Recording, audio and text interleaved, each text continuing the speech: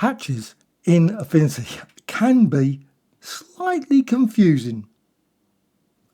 Hopefully, in this video, you'll get a better understanding of how you can create some really wonderful grid designs, as well as some very quite abstract and unusual designs with this approach as well, if you want to extend it to this level. So let's just go and remove this. So I've removed the layer now, and it was all started via this.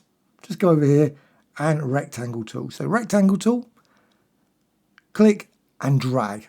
So rectangle over here, and I'm using the Pixel Studio documents 2000 by 2000.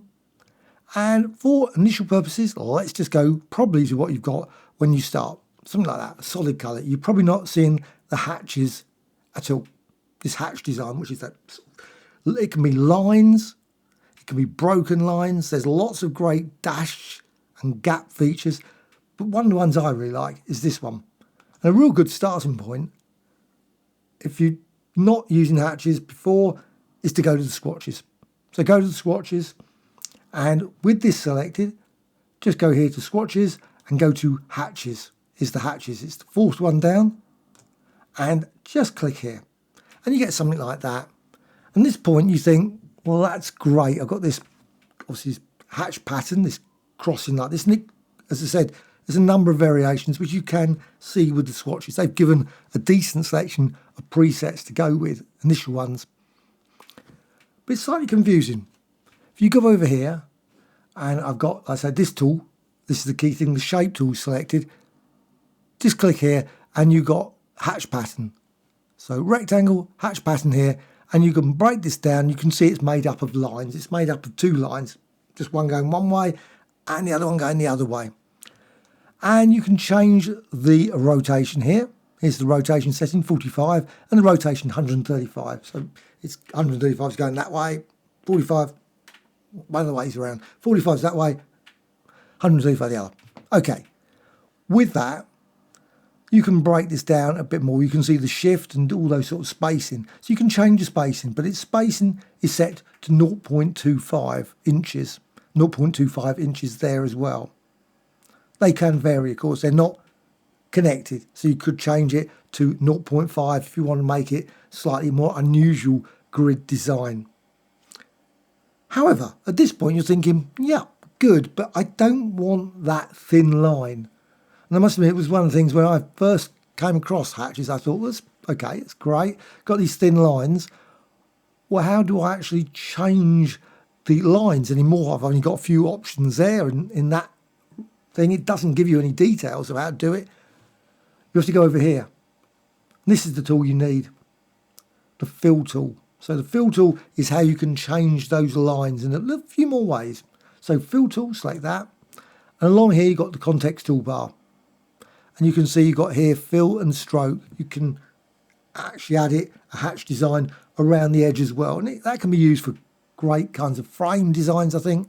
Whole load of different things. And you can see it says hatch here, which it is. And you can see, obviously, the picture of the hatch. But there is also a few other options that become useful. And you've got here, the scale, rotation. But you can do it here interactively. So you can, if you want, you can move it around. So let's just move that around. You can pull it in, make it very, very thin, or you can go further out. So let's just do something like that. So it pushes out a fair distance. So there's not too many, it's so crunched in. But also what you can do is go here. You can change the hatch line weight. I'm not certain why they didn't add it into the other section, but they put it here. It's fine, but that's where it is in the fill here tool. And you can change this. So if you want, you can make it a bit thicker. And that's what you need to do. So make this a bit thicker. And I would say something like this. For purposes of this video, because I'm going to go a few steps into this. And that's what I say about things. But it does create some truly unusual looking grids. Certainly not your average grids. So you've got this. You've now got the thickness. And you can also change the colour.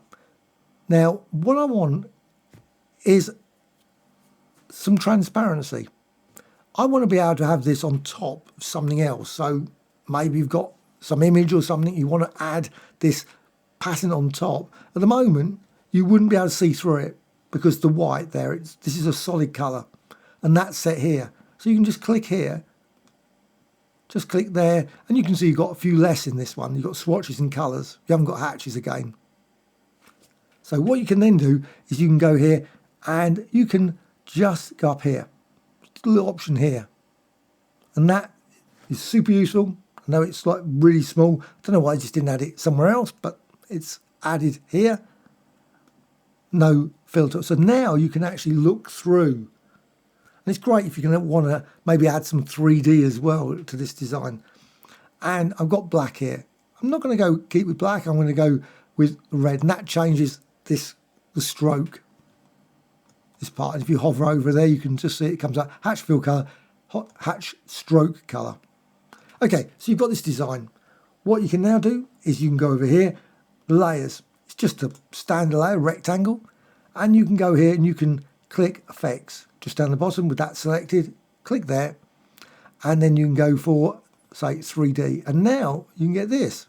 So you can create a nice, interesting 3D depth, and you can change the profile, change a load of different things. All there's a load of different settings, but not going to do any of that. I'm just going to make it 3D at this point. There's also another option at the bottom, at the end. Along here, you've got bake appearance, and that is really useful because what it does, it bakes the appearance. It just turns it, let's just click it, convert hatch pattern to curves, and you will then see lines. Now at the moment you can't see anything here different here, but if I click bake appearance, it breaks it apart. You got into lines, and then you can manipulate with that line there. It's a curve. It's a curve which you can then change using the node tool. But I don't want to change it. I want to keep it as a grid. Don't want to mess around with that. So we've got that broken. But say you don't want it to be lines. And I don't want it to be lines because I want to do another level or two with this. What you need to do, just go over here, vector, and expand stroke. And that will turn it into fill again. So now you get that. The next bit can, if you make mistakes like I do quite regularly, go slightly wrong. Key thing is, don't select the rectangle. You don't want to select that because I want to fill the actual curves. So filling the rectangle is not going to be the result you want. So just go down here, make certain you select this, the curves. Now they're fills, and you can apply exactly the same, if you want the same, hatch pattern to that fill. So go to the swatches and just click here. So just click this one. Again, you could use any of the others as well. I'll just choose that one because it's my favourite. So just click that. Now, at this point, obviously the red's gone. You've got that old design, but it's not filling these gaps. You can see it's obviously being cut off. That's just a rectangle. It's just cropping it. But what you can now do is do exactly the same. All the same steps. Just go over here with the fill tool selected. You can then modify the scaling. You could also modify the spacing, etc. just here. But I'm going to go with these. Or you can just use interactive. Maybe that might be easy. You can just move this around. You can change it at different angles. I think it looks nicer, different angles, maybe at 45 degrees to the original grid is a possibility. Also, I don't want thin lines again, but you have to change this again, the hatch line weight. It always goes back to 0.2 or something like that. So you can then increase this and you'll get a design like that, which I think looks quite nice in black and white as well. But you can change the colours. Now, I don't want transparency this time. You could, of course, have transparency cutting through the design in another way. I don't want that though, but I want a colour. So I'm just going to click here and I'm going to go for red. And I've got black there, but I don't want black. I'm going to go with, say, green. And you've got something like that. And exactly the same as before, you can bake appearance, and that will turn it into a set of lines. And again, you will see the effect here in the layers panel. So let's just go for bake appearance, click that, and now you've got lines. You've still got the 3D effect here on the top, but you can add 3D effect to this as well if you want. But the key thing to remember next is what I always forget, is you have to go to the vector and expand stroke if you want to turn it into a fill. Otherwise, it will just remain lines within that structure. So expand stroke. And then you get that. So you've got now this set of lines, which you can then, exactly the same as before, go down to effects, just click there. So click in effects, and you can say add outer shadow, radius, offset, intensity. So you can get a design like that. Gives it a bit of sort of unusual depth, I think. And also, again, 3D. So 3D, change the radius. And you could change profiles and all those kinds of things as well. See, that's quite an interesting design. And close. You can then extend it again. Just do it. I think this is really about the final part. If you go further down, it becomes, I mean, you could zoom in, I guess, but it does come a bit too small, become a bit ridiculous, having effect in effect in an effect and so on. But you can. And I'm going to use exactly the same. Just got this curve selected, and that's the key thing, not the rectangle, but the curves down here. And then click here. So just click here, and now you can see, of course, you lose the colour of grain. The green's gone again. But you've got these, obviously, black and white again. Again, go over here, fill tool. As soon as you select that, you will see exactly the same settings. Again, it goes back to 0.2. I don't know why they set it so low, but 0.2 is the value they've gone for. And you can, again, change that. And now you've got this sort of line, maybe not so thick, something like that. And again, you can exactly the same, move this around. Interactively, you can move it around like that. And you might want it maybe at 45 to that as well. And you can just keep trying, obviously experimenting with the different settings. But you've got this. And again, change the colour. And I'm going to go with maybe, go with blue, something like that. And then again, let's move this out of the way. It's always in the way. There, I want this one. Click there and maybe go with red for that. Oh, no, yellow. Maybe yellow. Go with yellow. I think that's an unusual colour scheme, isn't it? You've got blue, reds, and so on and so on. Okay. Again, you can do bake appearance. And with that, you've got that design. And again, if you want it to be a fill, exactly the same as before, I don't want it still to be lines. I can go over here, again, do vector, and again, expand stroke. And you get that. And again, with that curve selected there, click effects.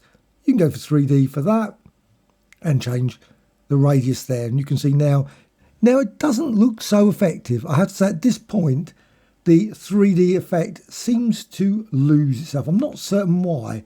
It doesn't look as good as 3D. You just can't see it. So, but let's just go with outer shadow, change the outer shadow there. And no. Have I done something wrong? I don't know. It's possible. But anyway, you've got this design, and let's go over there, move tool, and you can see now you've got this end result of a grid within a grid within a grid, and you can create literally all kinds of colourful combinations of grid designs like this. Of course, once you've got this, you can still manipulate these. You can always go to the curves, you can do all various things, move them around, apply different effects, maybe even rasterize them. So you can always at any point just rasterize the whole thing if you want to turn it into obviously a pixel layer within that, and then maybe apply effects to it as well, which I think you could create some interesting designs that way as well. So just quickly do that, rasterize, and then it will come up there and rasterize, and then you'll see just a pixel layer, which again, you can then manipulate with pixel filters and any of these effects like blur, say Gaussian, etc., which sort of unfortunately loses that grid, but let's just change the radius setting to about 0.9 so it doesn't completely blur it out. So you've got that sort of design. It's no longer obviously completely a vector. It is now also combined with pixel design as well. Hope you found this of interest. Any thoughts, questions, please let me know. Bye.